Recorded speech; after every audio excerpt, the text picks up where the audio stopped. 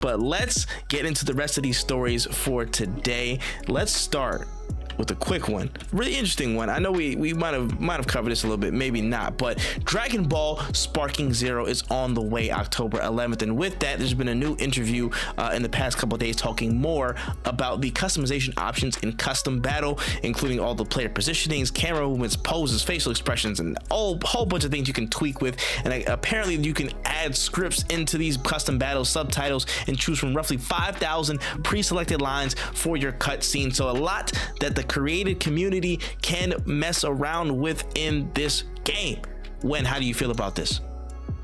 This looks like one of the games that is built for every kind of Dragon Ball Z fan, because they've showed me that trailer where they were like, we're focusing on the combat, and I was like, okay, I could kind of get behind this. Mind you, I always say this, arena fighters to me are just party games with extra steps. I never really consider them huge fighting games. It just doesn't make sense to me. A lot of it is sometimes too simple, but I know that I'm being elitist.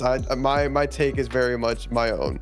When I saw that they added this in there, I was like, okay, they're not only trying to attract the Dragon Ball Z fans, obviously, they're trying to attract the FGC community by saying like, yo, the fighting is way more complex than it used to be. And on top of that, if you're somebody who is here just for story, we got you. And if you're somebody here who is here to make their own story, we also got you, which I think is amazing. I'm really, really happy about seeing this level of quality putting it into a mode that honestly would have just been like a simple mode in any other franchise. Like any other game would have just been like, hey, this is just a little mode we added in. Like I would have never expected something like this in like a Jujutsu Kaisen game, right?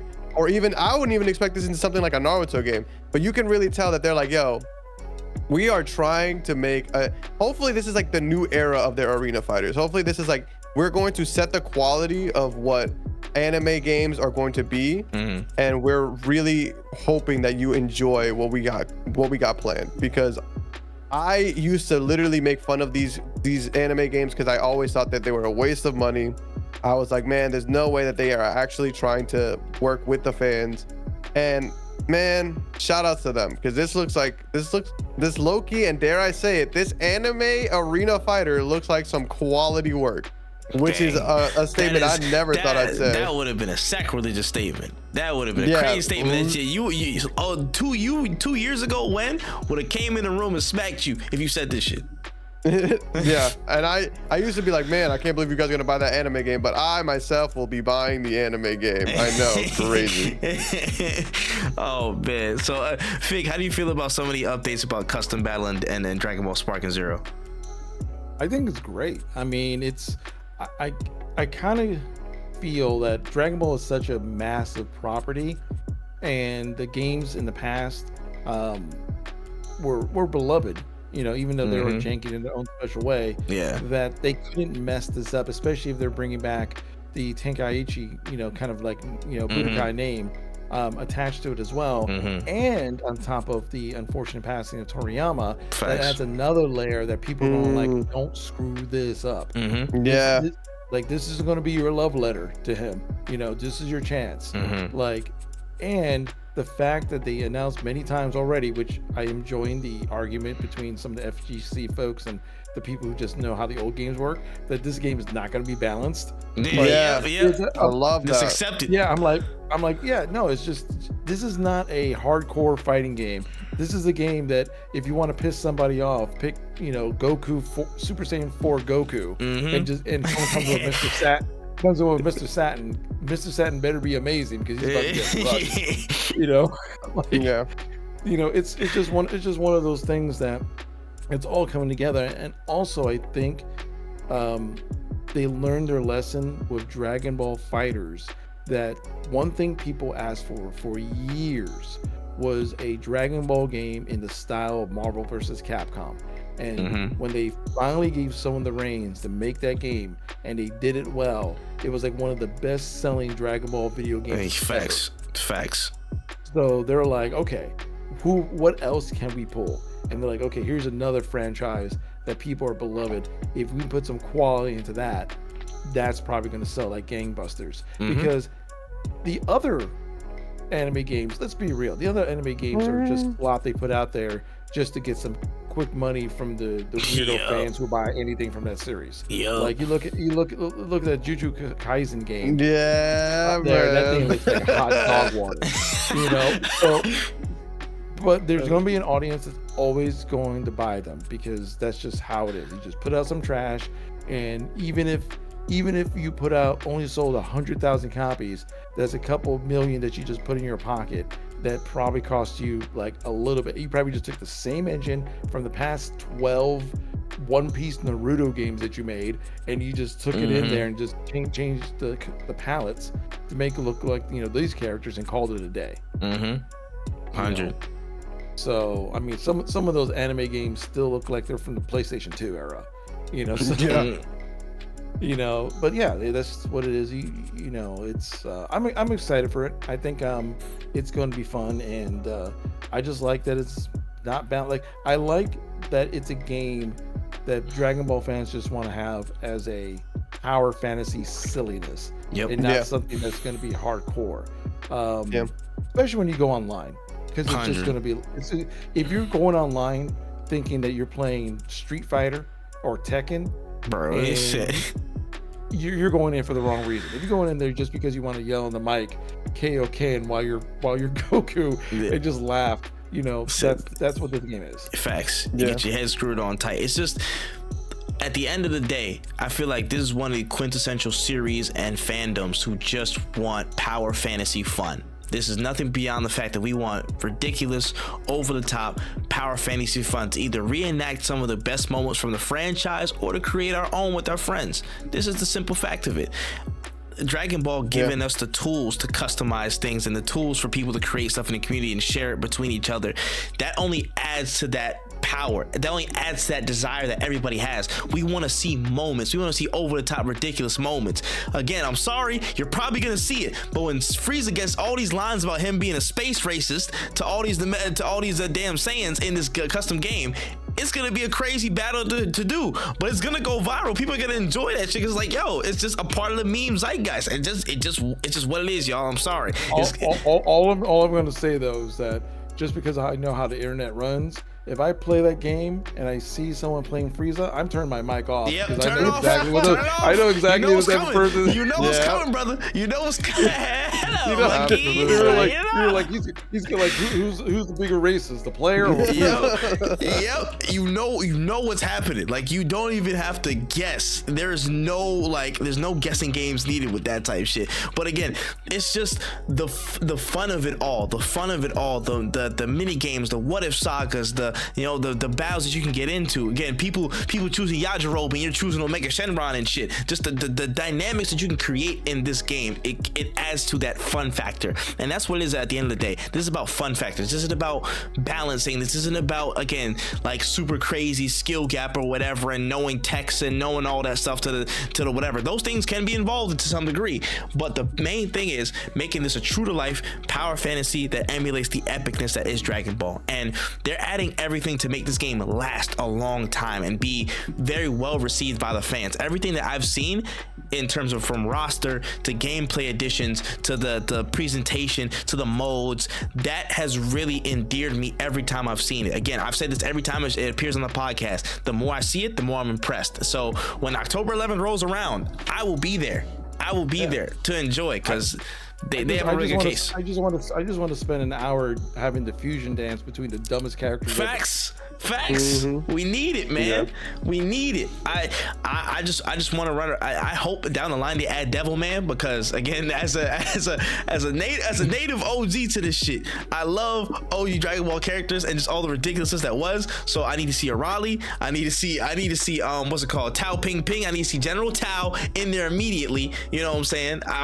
That's my main. I'm running smoke with him, and then I'm gonna need like a General Blue or some shit like that. I don't know. Like I just want to see ridiculousness, man. That's all I want, and I'm gonna have fun. But I think the Dragon Ball team, they understand that. The guys behind making this game, they know that, and that's why they're delivering something. And everything that we've been seeing so far has been stellar to me. Stellar.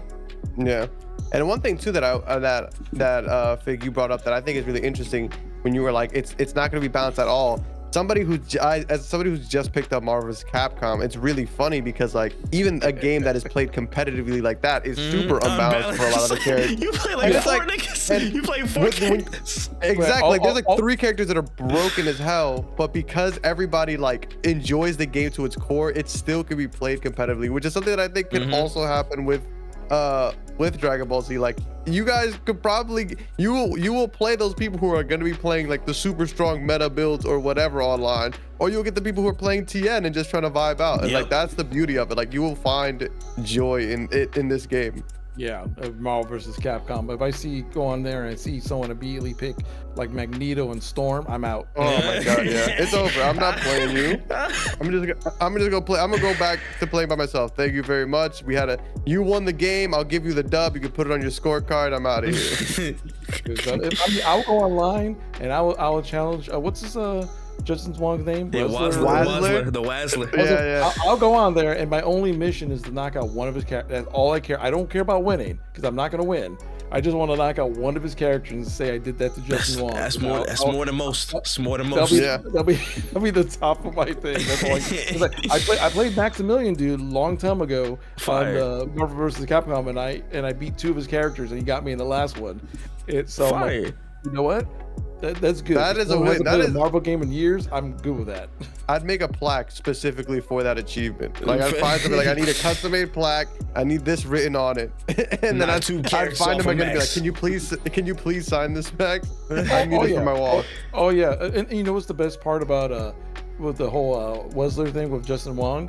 I saw a video from Max and I was watching it, and they were like fighting each other, and of course Max was like, "I'm gonna get dog walked by Justin Wong." Yeah, like you go, Max is good, but he's not that good. No, not freaking the best player in like 7 years. It's nasty. It's almost unreal. Yeah, it's almost. And the best part about it is that Max was like, your mic has been on this entire time, like your regular, like not us on Discord, but just like the game mic, and Justin Wong didn't know. So he was talking all of his crap about uninstall, return the game. Why did this people? And he didn't realize it. Talking all this crap. He's like, Mike's like, did you know you're probably telling people to refund the game? He was like, Justin was like, I'm sorry, but yeah, maybe you should. No, yeah, that Justin is a different beast. That's what's so funny about him is that he's like brutally honest, and people are like, "Oh, he's funny." It's like, nah, he's kind of a jerk, but it's funny. Oh yeah, it's funny. I'm like, but like it's the same thing. Like I played a long time ago Street Fighter Third Strike back in the 360, and if you know like Cali Power, another like OG of the fighting scene, I fought against him. I almost beat him. I knew I was gonna win. This is a guy who plays in Evo. He's like one of the the top heads out there, and I was just like, you know what? That's good enough for me. Like, there are certain levels to this game, and me just getting close is fine by me. And it's just the fun of the fight, man. It's just the fun of the fight that you can get from that, and that's a rare feeling. Even though I'm not good at fucking fighting games, that's the essence of it. That's like, yo, it's super endearing to anybody who really gets into them, bro. Just the essence of like you really, really in the mix with motherfuckers, bro. And again, when it boils down to it, I'm there October 11th when this shit dropped, bro. Dragon Ball Spark Zero. Yes, I'm here to fight. I'm there to fight. Yep. Oh yeah, it'll be a lot of fun, and I haven't gone to a fighting game in a while that give me that feeling of how just having fun and goof around, and kind of like how we're talking about Marvel. I'll share like a really funny. It was funny at the time. Back in the day when I was a teenager, I went by this arcade and they had Marvel vs. Capcom 2, and they had like 2 cabinets because it was like super popular, right? Yeah. There was this dude who was just super good at the game, kept on just dog walking everybody. And I remember this guy came up in a giant trench coat, looking like from some weird weeb trench coat hat guy, walked up there and they played. The guy spent probably $10. He didn't want to get up to the machine, trying to beat the guy who was really good. Couldn't beat him. Finally, the guy who couldn't beat just said, he just turned and goes, "Leave. You're trash." Oh my gosh. So he leaves, and I'm playing the game, and everyone's just kind of laughing at the whole situation because the guy was weird. All of a sudden, about a minute or so goes by, and the guy sprints back into the arcade, and I'm dead serious about this. He sprints back to the arcade. He jumps on a Time Crisis 2 machine, the gun. Yeah. He jumps on it, uses that as leverage, and straight WWE drop kicks the dude. Oh my In god. the middle of the arcade. Gets up and sprints out of the arcade again. That's so funny. Hey man, sometimes you gotta give a Mr. Dropkick, man. I don't know. Yeah, Sometimes- Dropping $10 on an L and then then getting kicked out of the arcade is crazy.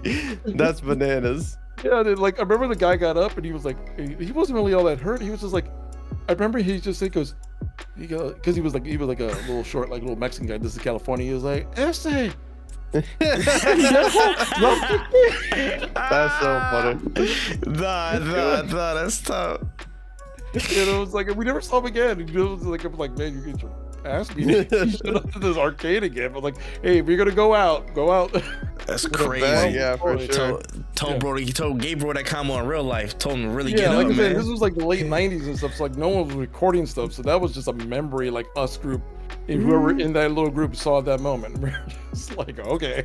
Insane, That's brother. so funny. That's the power of fighting games, baby. That's the power of fighting games. Talking about, man.